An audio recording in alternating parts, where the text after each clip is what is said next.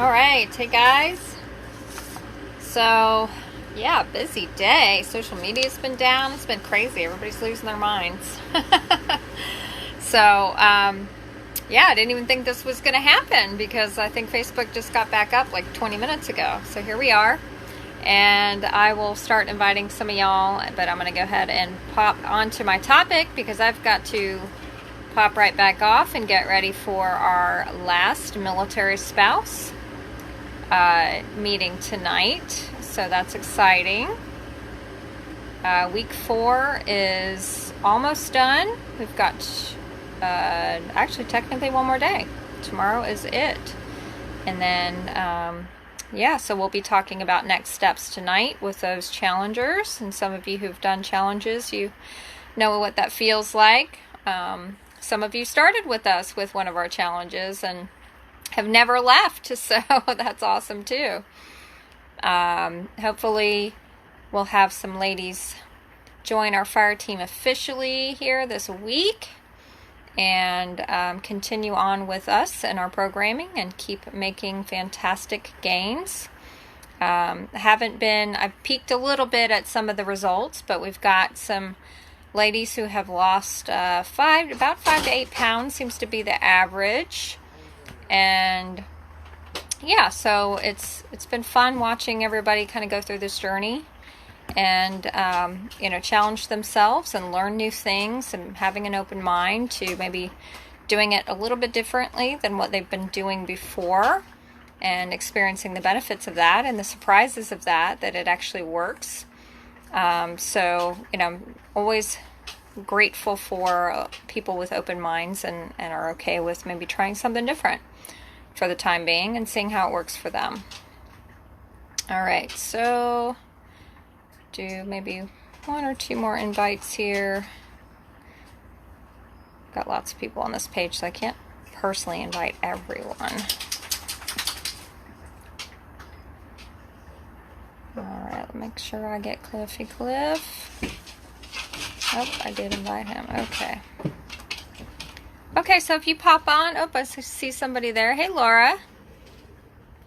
How are you? Good to see you. Hopefully I'll see you on the military spouse call as well here in about an hour or so.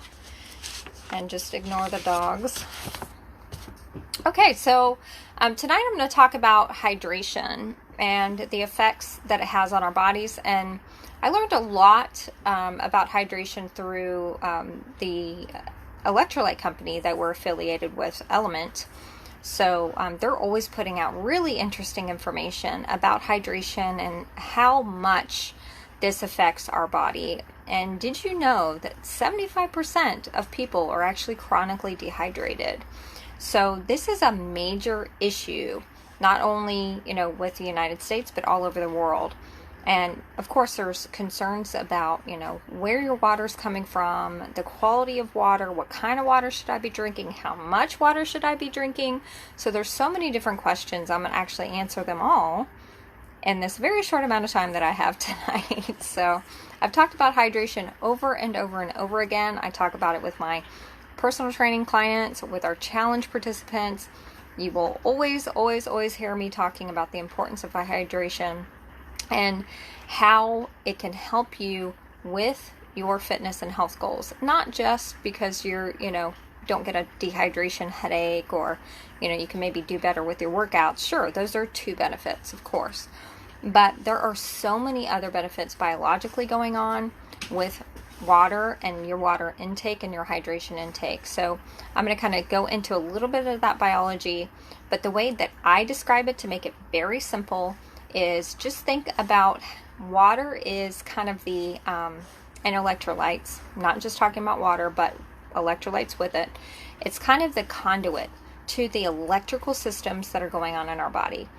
So if we're chronically dehydrated, that means our communication systems are breaking down. Our electrical systems are breaking down. So think about you have so much electrical signals going on, from cell to cell to cell. And if you don't have enough of these minerals and hydration in your system, then these communication signals are going to be lost. Okay, so that's how important it is. It has everything to do with how your body's cells are communicating with each other. That's why it's so important.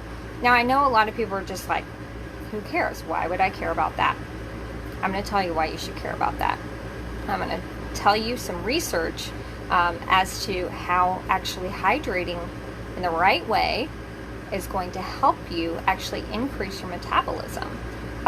So your ears probably perked up and you're like, ooh, that's how I can burn fat, right? I've heard that term before, increase my metabolism. Yes, water can help you improve your metabolism. So I'm going to tell you the biology behind that and the research behind that as well. So simply drinking water can actually impact your metabolism. So they've done research studies. I'm going to read a couple of them here. In the Journal of Obesity, they found that drinking adequate amounts of water can literally trigger the release of stored body fat, which is called lipolysis. So this is a trigger. It's sending a signal that it's okay for your body to go ahead and start burning fat. It can increase your metabolism. So in the Journal of Clinical Endocrinology and Metabolism, drinking water, enough water, hydration, can increase your metabolic rate. So this is called water-induced thermogenesis. And we're going to talk about when you drink your water. The timing of when you drink your water is really important when it comes to water-induced thermogenesis. If you drink, now you want to hear how much, right? So researchers discovered that by just drinking 17 ounces of water within a couple minutes, so not 17 ounces of water over 4 hours, 17 ounces of water in one sitting within a couple minutes, right? You can temporarily boost your metabolism by up to 30%. That is huge. That's a huge increase in your metabolism just by sitting down and drinking about a bottle of water. A bottle of water typically is about 16 ounces, right? So just drinking a bottle of water, sitting down and just concentrating on and drinking it in one sitting quickly can increase your metabolism by up to 30%. And they also found this increase to occur within 10 minutes and reach a max up to 30 to 40 minutes. So the metabolic effect can last up to almost an hour here. So of course, that's not that much as far as calories go, but think about it. This adds up. So if you have a really good hydration plan throughout the day, you can actually trigger this over and over and over again, all day long, right? So you see what I'm getting to?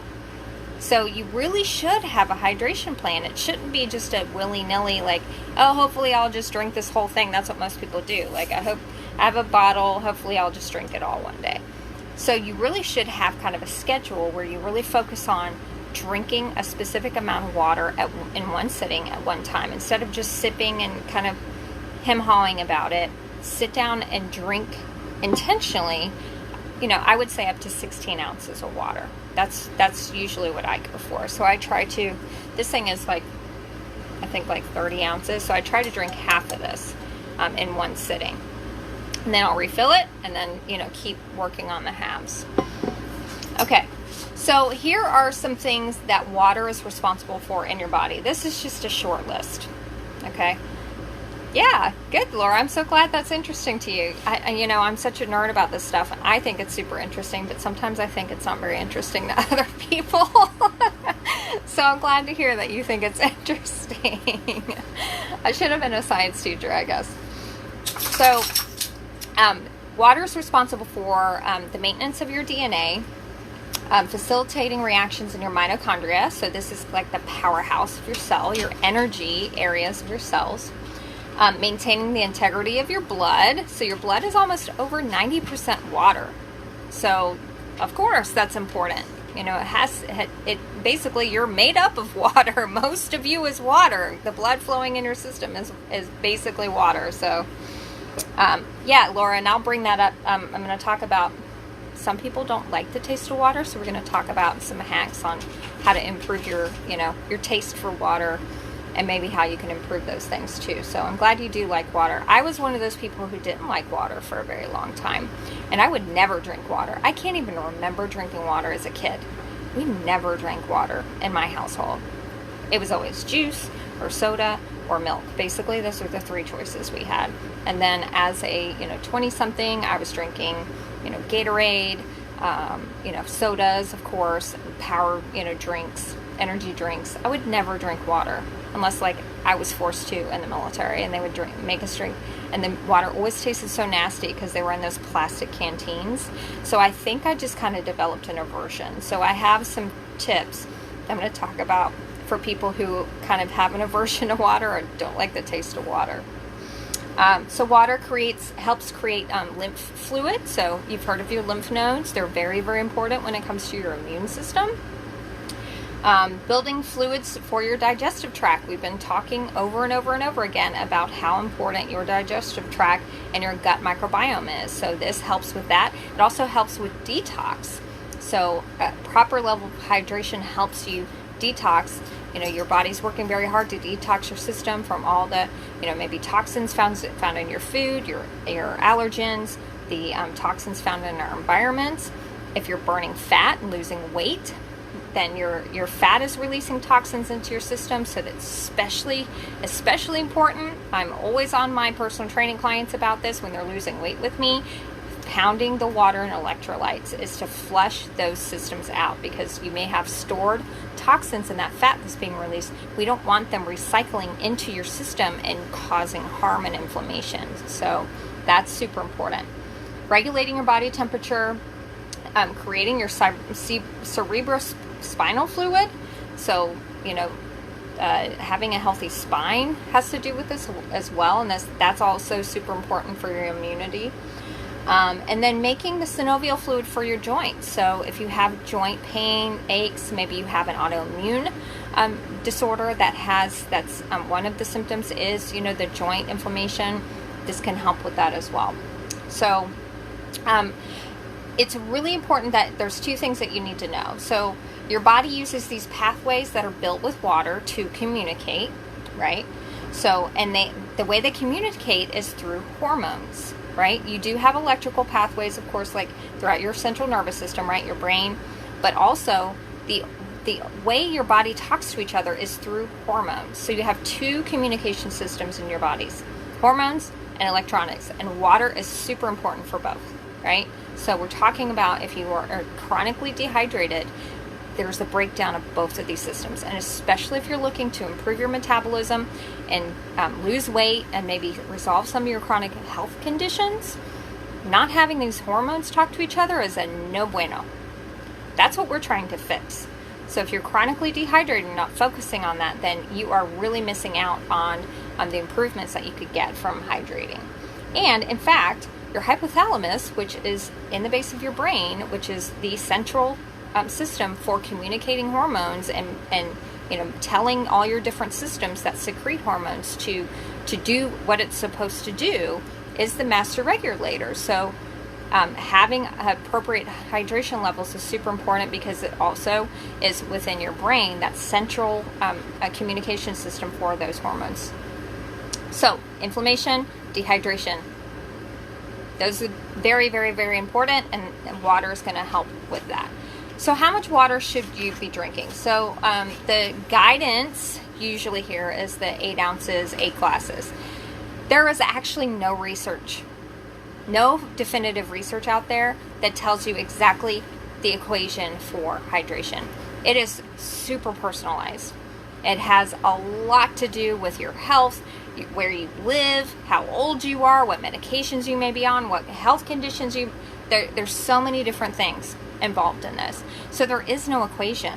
There are guidelines. So the guideline would be take your body weight and cut it in half, and that would be the ounces minimum, okay?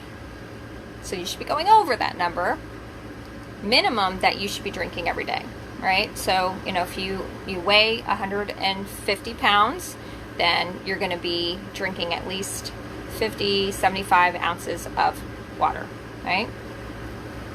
Hey, Danielle. Thanks for joining us. So that's your guidance on that. So there's no definitive research on exactly the equation. Just take your body weight, divide it by half. Ounces should be the minimum cutoff, okay?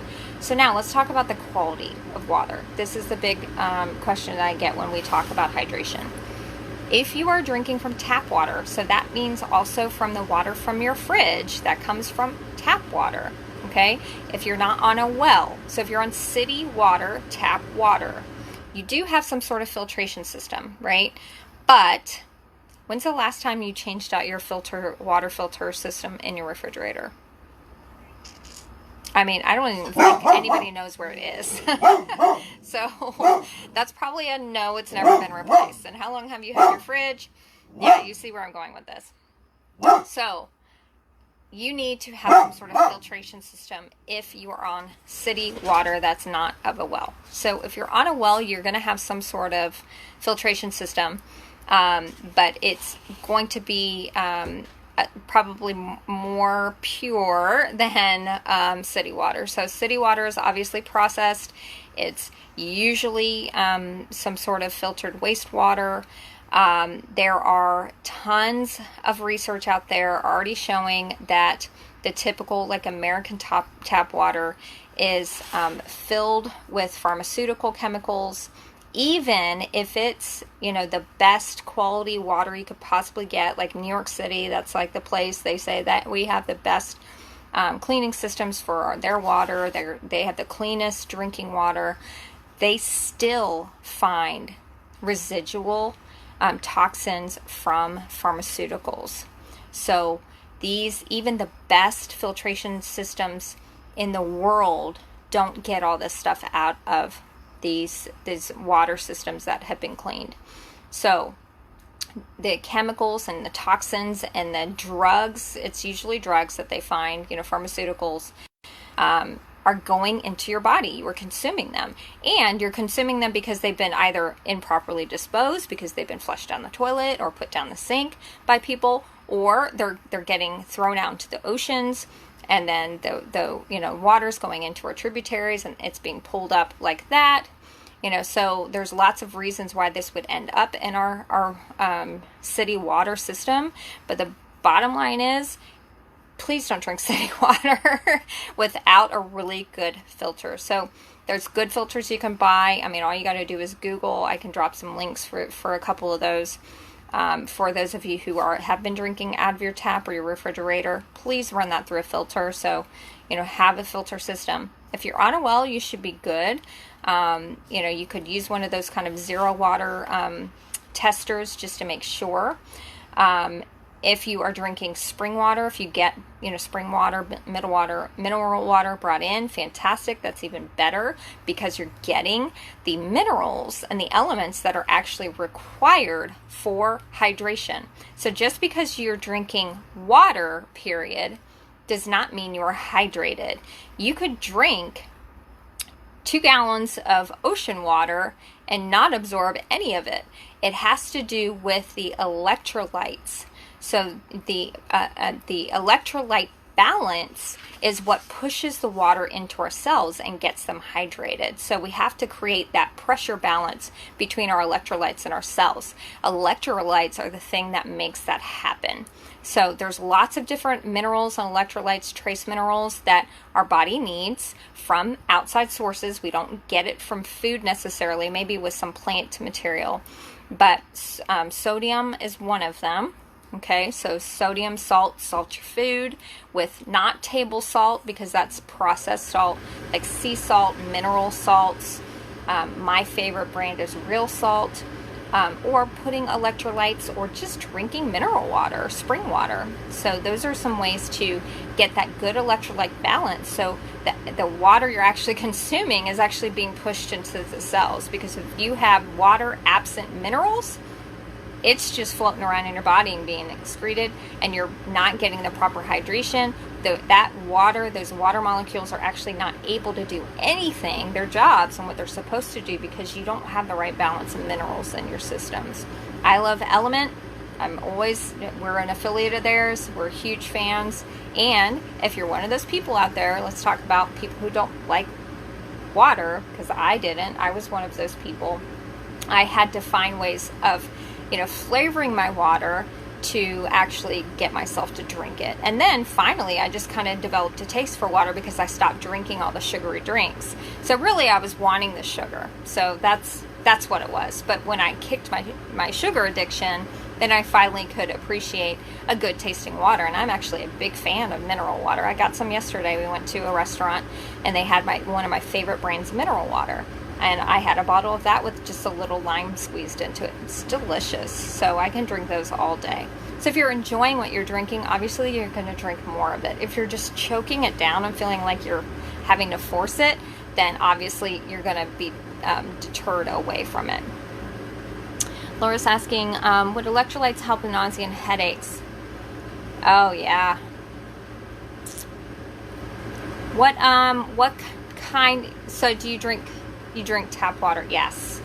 Yeah. So that might be part of it. And here's the other issue: overhydration can cause those symptoms. So there is a balance of, and I always have clients who end up doing this because I keep pushing water, and then I end up having clients sometimes that drink too much water and they start to feel like crap. So if you go too far with the hydration, you actually will cause harm. So that could possibly be because you're overhydrating. So it's hard to tell. Hey Cliff, good to see you, man. I haven't seen you on here in a while. Cliff. Yeah, so just watch that. I'm wondering, how much you're actually drinking in a day. I don't know if you track it, but for me, I just basically just keep a cup by me all day. I sit down when I have my meals and snacks, and I make sure I drink like half of this in one sitting to get that metabolic thermogenic effect. But I don't force it, because if I'm forcing it, then I could go the other half and maybe overhydrate and get headaches, fatigue, lethargy, nausea could be part of those symptoms as well. So just making sure you're not overhydrating there, Laura. All right. If you are drinking distilled like bottled water, or if you're drinking bottles of water in plastic bottles, I'm going to have to start talking to you about this right now. Okay, so let's talk about plastics. If you can avoid eating and drinking out of plastics, I would highly recommend it. Here's the thing, because plastics are actually photodegradant. So if they are exposed to light, they start to degrade. So have you ever left a bottle of water in your car on a hot day, and then you go back in and you kind of drink it and you're like, ugh, it tastes kind of nasty. It tastes like chemically or like plasticky. It's because of that photodegradate. So it is actually breaking down. You're getting little molecules of plastic in that water. And because you don't know where that bottle has been and how much light it's been exposed to before it got to you. I see this all the time at gas stations, even people here at RV parks. They put entire cases of water just outside in the sun. They do this at gas stations. They're just constantly exposed to light. And all it's doing is the plastic is just breaking down and getting into that water, and then people are consuming that. So these are called estrogens. So it has an estrogenic effect in your body. So we know that, even men and women, need a certain level of estrogen for hormone health. You don't want fake plastic molecules floating around in your system that act like estrogen. It freaks the body out, it confuses it, wreaks all sorts of havoc with your hormonal systems. It's been linked to autoimmune disease and cancer. This stuff is no bueno. Please, I'm begging you, don't drink out of plastic water bottles if you can help it. I have a really nice aluminum cup that I love. Carrie Wilson Makeup. Hey. I love that. You have the Yeti ones you can get. Glass is fantastic. So, try to choose, get a cool cup, order a cool Yeti one, and drink out of those and just refill it, with your nice, good filtered water. And I'll drop some links for some good water filters that we recommend. Or, I drink mineral water, or I'll drink, filtered water with electrolytes in it. I try to do at least 2 element packets a day, and I salt my food with my favorite real salt. It's from a mine out in Utah. Or you can do, sea salt, just not that white table salt, because that is basically just been, processed so much, it's taken most of the minerals out. It's just pure sodium. So we want the trace minerals in that. So no plastic, no water from plastic, period. Yeah. Highly, I'm begging you to not drink from plastic water bottles, even if you put them in a different cup, because by the time that plastic water bottle got to you, it's probably most likely already been exposed to a lot of light, and the plastic is already degrading, and you have those plastic molecules floating around in that water. So, even if you're vigilant about it and you keep it, and not exposed to light and in good temperature, you don't know what that bottle went through before it got to you. So that's why I say I just highly discourage it. I buy the glass bottles of mineral water. So, I know that even if it wasn't, if it was exposed to sunlight and, wasn't temperature controlled, that's okay because it was glass. So, or you can buy a really good like zero filter and then, run the water from your tap through that in a good, filter system. But adding electrolytes is key if you're using a filter system. So that's the point of that. So stainless steel, glass, just no plastic. And keep it on hand at all times. So, that's the key to hydration, guys. You've got to have the water with you to drink it. So, I pretty much, it's funny, this thing is attached to my right hand pretty much all day long. Everywhere I go, when I leave the house, I get in the car, it goes with me. So it's just literally like my cell phone and my water. That's like the two things I have at all times throughout the day. It's just part of your uniform, basically. So if you're military minded, your water is part of your uniform, right? Remember, you used to have your nasty plastic canteens, and back in the day they were metal. So, that's part of your uniform. Just keep with that tradition now. So always have water with you to consume. And here's my last tip for this. So take an inner bath every day. So as soon as you wake up, drink at least 16 ounces of water. First thing. And I know a lot of people do this with even hot water or water with lemon or hot water with lemon. That's a big tradition. Or water with apple cider vinegar in it. Drink at least 16 ounces of water first thing before you have your coffee, before anything. You're triggering that thermogenic effect that I just talked about right at the beginning of your day, which is fantastic, right? And B, this has to do with when you sleep, your body is repairing itself, right? So it's kind of killing the bad cells. You're maybe burning some fat, so that the toxins that you're burning at night are being released from those fat cells into your systems. Your body's just repairing at night, right? When you're asleep. That's the time your body's kind of getting rid of those, dead cells and bad stuff, right? So the best thing to do for detox is to hydrate. First thing in the morning, drink 16 ounces of water, okay? Thermogenic effect, flushing out those toxins that were, that your body worked really hard to try to get rid of, and now it needs to get rid of. So hydrate first thing, just, do the water first and then have your coffee after that. So that's the last point I had on water and hydration. So that was fun. That was a really fun topic. Does anybody have any questions?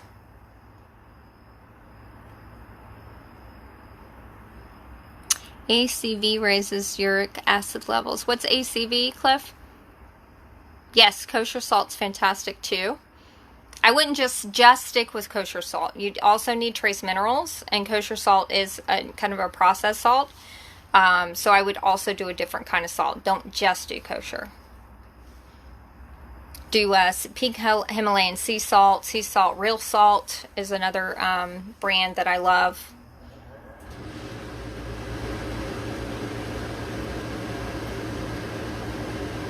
Oh, apple cider vinegar. Okay.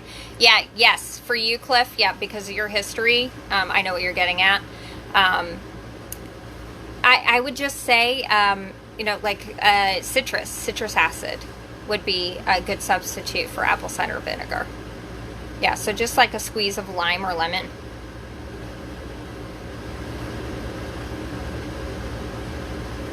Any other questions about hydration? This was a fun topic.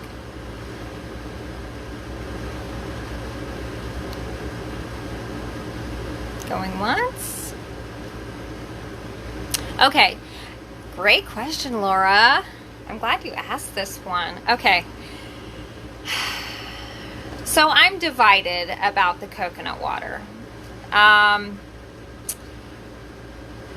Most of the, I'll just start with this because I'm a label reader. You know that. I'm obsessed with reading labels. Most of the coconut water out there has added sugar. So we'll just start with that. If you are drinking coconut water and it has added sugar, I would challenge you, because coconut is actually, even though it's a nut, it's still kind of a fruit too. So it's carby, right? So I would question why you would need sugar with sugar. There are a couple of brands out there that don't add sugar. I've seen those before. I would not drink those as my sole source of hydration.